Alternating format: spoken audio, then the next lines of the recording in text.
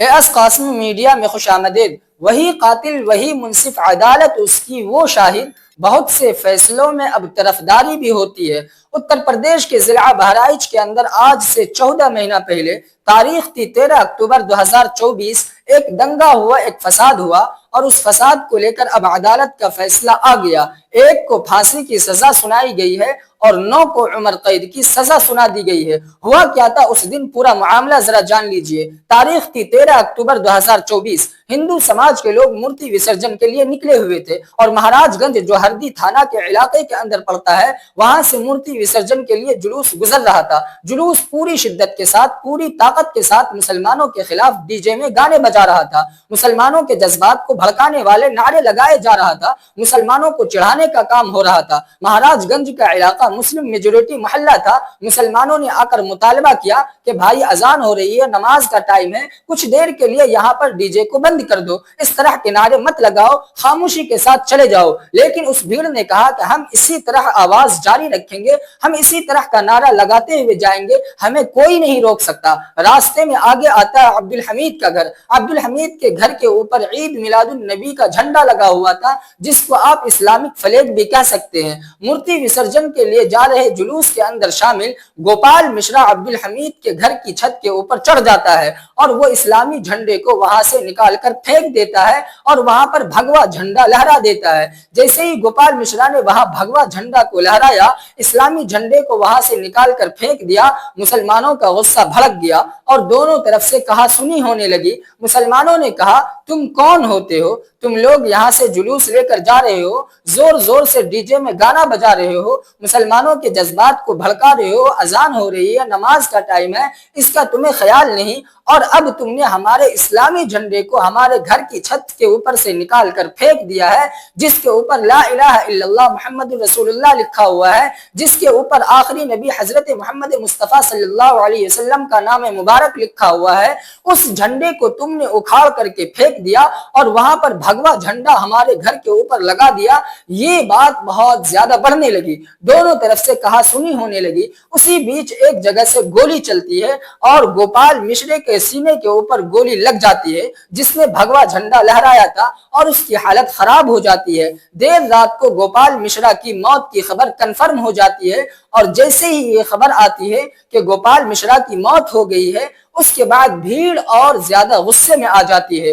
हिंदू समाज के लोग गोपाल मिश्रा की लाश को लेकर सड़क पर आ जाते हैं, हाईवे को जाम कर देते हैं, जुलूस निकालते हैं। फिर प्रशासन को पूरा कंट्रोल संभालना पड़ता है। ADG law and order Amitabh यश को लखनऊ से बहराइच जाना पड़ता है। वो अपने हाथों में पूरे मामले को ले लेते हैं, सड़कों पर उतरते हैं, अपील करते हैं कि इस लाश को उनके घर के ऊपर पहुंचाया जाए, उसकी जो आखिरी रसूमात थे उसको अदा किया जाए। इसके बावजूद भीड़ ने कानून को अपने हाथों में ले लिया।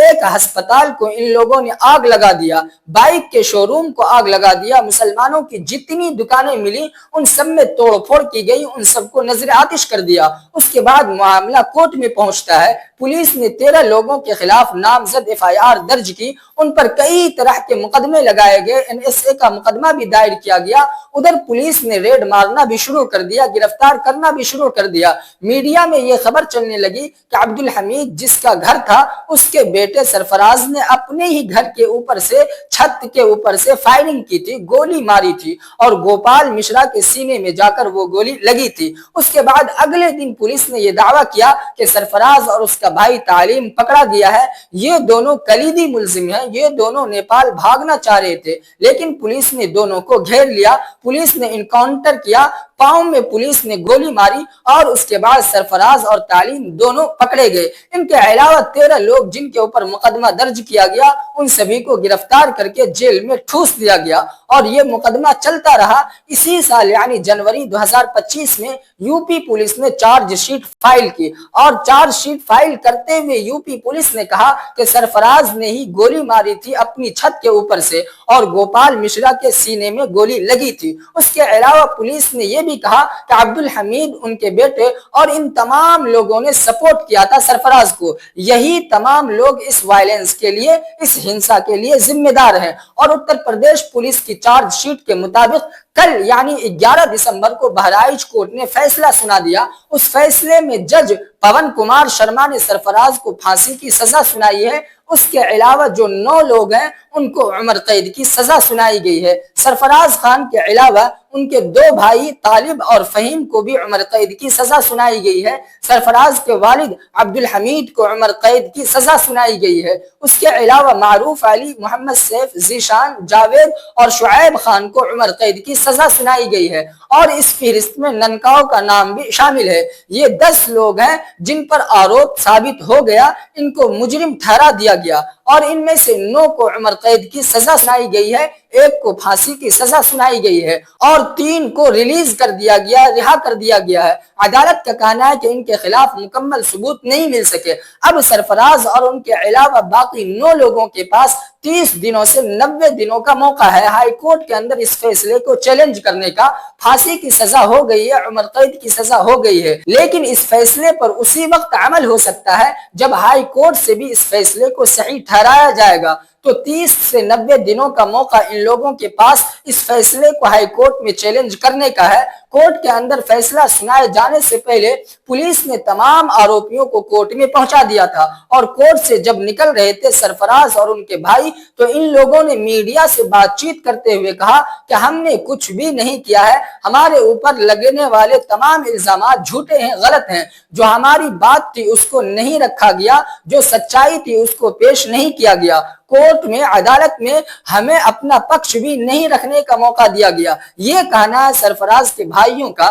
بہرائچ ہنسا اور وائلنس میں اب یہ تمام لوگ مجرم ٹھہرائے جا چکے ہیں۔ ان تمام کے خلاف سزا کا فیصلہ بھی عدالت نے سنا دیا ہے، لیکن ماضی کی طرح یہ بات بھی یاد رکھ لیجئے، ماضی کی تاریخ ہے کہ ہندوستان میں جتنے بڑے بڑے وائلنس ہوئے ہیں، دہشت گردی کے واقعات پیش آئے ہیں، لوور کورٹ نے، لوکل عدالت نے مسلمانوں کو جنہیں آروپی ٹھہرایا گیا تھا انہیں مجرم قرار دے دیا، ان کے خلاف پھانسی کی سزا سنائی گئی، انہیں عمر قید کی سزا سنائی گئی، لیکن جب معاملہ ہائی کورٹ کے اندر پہنچا، سپریم کورٹ کے اندر پہنچا، تو ثبوت نہیں مل سکا، پولیس ثبوت پیش نہیں کر سکی، اور پھر ان تمام لوگوں کو رہا کرنا پڑا ہے۔ آپ کو بتاتے چلیں کہ ضلع عدالت نے ان تمام لوگوں کے خلاف فیصلہ تو سنا دیا ہے، لیکن سوال یہ ہے کہ کیا گنہگار صرف سرفراز خان ہے؟ کیا جرم صرف سرفراز اور ان کے بھائیوں کا ہے؟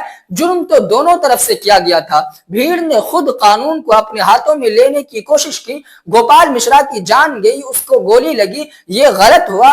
گوپال مشرا کے ساتھ جس نے بھی یہ حرکت کی ہے اس کو سزا ملنی چاہیے، کسی کو بھی قانون کو اپنے ہاتھوں میں لینے کا اختیار نہیں ہے، لیکن گوپال مشرا نے بھی قانون کو اپنے ہاتھوں میں لیا تھا۔ وہ عبدالحمید کے گھر کی چھت کے اوپر چڑھ جاتا ہے، اسلامی جھنڈے کو وہاں سے اکھاڑ کر پھینک دیتا ہے اور وہاں پر بھگوا جھنڈا لہرا دیتا ہے۔ کیا یہ جرم نہیں ہے؟ کیا یہ لا اینڈ آرڈر کی دھجیاں اڑانا نہیں ہے؟ کیا یہ قانون کو ہاتھ میں لینے کی کوشش نہیں ہے؟ کیا اس کو دنگا بھڑکانے کی کوشش نہیں کہا جائے گا؟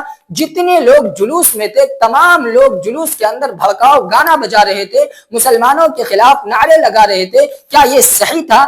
ایسا کرنے والوں کے خلاف کوئی ایکشن نہیں، کوئی کارروائی نہیں۔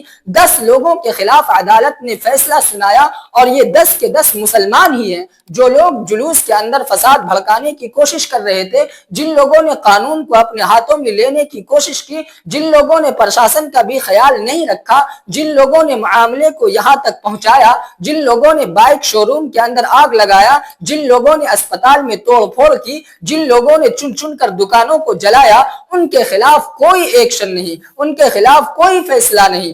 آخر کیوں؟ عدالت کا احترام اپنی جگہ پر ہے، لیکن عدالت کے فیصلے پر لوگ اب سوالات اٹھا رہے ہیں۔ سوشل میڈیا پر کچھ لوگ یہ بھی لکھ رہے ہیں کہ جو افواہ سوشل میڈیا کے اوپر اڑ رہی تھی، جو دعویٰ سوشل میڈیا پر کیا جا رہا تھا، اسی کو پولیس نے چارج شیٹ کے اندر شامل کر دیا، اور اس کے بعد اسی کی بنیاد پر عدالت نے اپنا فیصلہ سنا دیا ہے۔ بہرائچ کے ایڈیشنل جج کے فیصلے کا ایک اور سنگین معاملہ ہے، بلکہ شرمناک معاملہ ہے۔ انہوں نے فیصلے کے اندر منوسمرتی کا حوالہ دیا ہے۔ وہی منوسمرتی جس کو بہت لوگ جلاتے ہیں، جس کو انسانیت کے لیے کالا دھبا مانا جاتا ہے، اس منوسمرتی کا حوالہ دیتے ہوئے انہوں نے سرفراز کو پھانسی کی سزا سنائی ہے اور 9 لوگوں کو عمر قید کی سزا سنائی ہے۔ ایک اور بات جو بہت زیادہ چونکانے والی ہے، اور آپ سمجھ سکتے ہیں کہ عدالتیں کس طرح کام کر رہی ہے، جس بات کو، جن الزامات کو بہرائچ کی پولیس نے یو پی کی پرشاسن نے افواہ بتایا تھا، اسی کو کورٹ کے اندر کوٹ کرتے ہوئے فیصلہ سنا دیا گیا۔ اکتوبر 2024 کے اندر ہی پولیس نے باضابطہ ایک اسٹیٹمنٹ جاری کر کے کہا تھا کہ یہ سب افواہ ہے۔ دراصل گوپال مشرا کی موت کے بعد سوشل میڈیا کے اوپر لگاتار اس طرح کی افواہ پھیلائی گئی کہ گوپال مشرا کو تلوار سے مارا گیا، اس کے ناخن کو نکال لیا گیا، اس کے جسم کے اوپر بہت سارے نشانات تھے، اس کو بے دردی سے مارا گیا، پوری شدت کے ساتھ اس کو ستایا گیا۔ اس کی بیوی نے بھی اسی طرح کا بیان دیا تھا، لیکن بہرائچ کی پولیس نے باضابطہ اکتوبر 2024 میں ہی اپنا بیان جاری کر کے کہا گوپال مشرا کی موت کے حوالے سے جو دعویٰ کیا جا رہا ہے یہ سب کے سب افواہ ہے، سچائی نہیں ہے۔ گوپال مشرا کی گولی لگنے سے موت ہوئی ہے، لیکن اس کو تلوار سے مارا گیا، اس کے جسم پر بے شمار نشانات تھے، اس کا ناخن نکالا گیا یا اس کو تڑپا تڑپا کر مارا گیا۔ اس طرح کا دعویٰ سراسر جھوٹا ہے، افواہ پر مبنی ہے، لیکن ایڈیشنل جج صاحب نے اسی افواہ کی بنیاد پر ہی فیصلہ سنا دیا اور منوسمرتی کو کوٹ کیا ہے اپنے فیصلے کے اندر۔ انہوں نے کہا کہ منوسمرتی کے اندر کہا گیا ہے کہ اگر کوئی کسی انسان کو بے دردی سے مارتا ہے، تڑپا تڑپا کر مارتا ہے، تو اس کو سزا دینی چاہیے اور تبھی ریاست کے اندر انصاف قائم ہوگا، اسٹیٹ کے اندر نظام برقرار رہے گا۔ لیکن جج صاحب سے سوال ہے کہ قانون کو ہاتھ میں لینے کی یہاں پہلے کس نے کوشش کی، کس نے اسٹیٹ کے نظام کے خلاف جا کر قانون کو اپنے ہاتھوں میں لیا؟ بہرائچ کی عدالت کا فیصلہ آ جانے کے بعد گوپال مشرا کی وائف کا کہنا ہے میری روح کو سکون مل گیا ہے، کیونکہ سرفراز جس نے گولی ماری تھی اس کو پھانسی کی سزا سنا دی گئی ہے۔ اس نے یوگی آدتیہ ناتھ کا بھی شکریہ ادا کیا۔ سرفراز کے والد کا کہنا ہے کہ میں نے اپنے بیٹے کو جانے سے منع کیا تھا، اگر وہ نہ جاتا تو ایسا نہ ہوتا۔ اس کی ماں کا بھی کہنا ہے کہ میرا گھر جو ہے وہ بہت سننا ہو چکا ہے، 85 دن پہلے ہی گوپال مشرا کی شادی ہوئی تھی۔ اس کی بیوی کا کہنا ہے کہ اس نے گوپال مشرا کو جانے سے منع کیا تھا، اس نے بائک کی چابی کو چھپا کر رکھ دیا تھا، اس کے باوجود گوپال مشرا چلا گیا، اس بھیڑ کا حصہ بنا اور اس کی جان چلی گئی۔ اب یہ پورا معاملہ الہ آباد ہائی کورٹ جائے گا، لیکن ایک سوال یہ بھی ہے کہ اس سے پہلے بھی اس ملک کے اندر کئی لوگوں کی جانیں گئی ہیں، لوگوں نے بے گناہوں کو مارا ہے، اخلاق کی معاب لنچنگ کی گئی ہے، اور اب اتر پردیش کی سرکار نے اخلاق کی معاب لنچنگ کے کیس کو بند کر دیا ہے، فائل کو کلوز کر دیا ہے۔ راجستھان کے الور میں پہلو خان کی معاب لنچنگ کر دی گئی، بے دردی سے بھیڑ نے مار دیا، مارنے والی بھیڑ کے خلاف کیا پھانسی کی سزا ہوئی؟ مارنے والوں کو کیا عمر قید کی سزا سنائی گئی؟ دیش میں معاب لنچنگ کے سینکڑوں کیس آ چکے ہیں، اور جب یہ کیس عدالت کے اندر جاتا ہے، سپریم کورٹ کے اندر جاتا ہے، تو معمولی سزا سنائی جاتی ہے اور بعد میں یہ سب کے سب رہا بھی ہو جاتے ہیں۔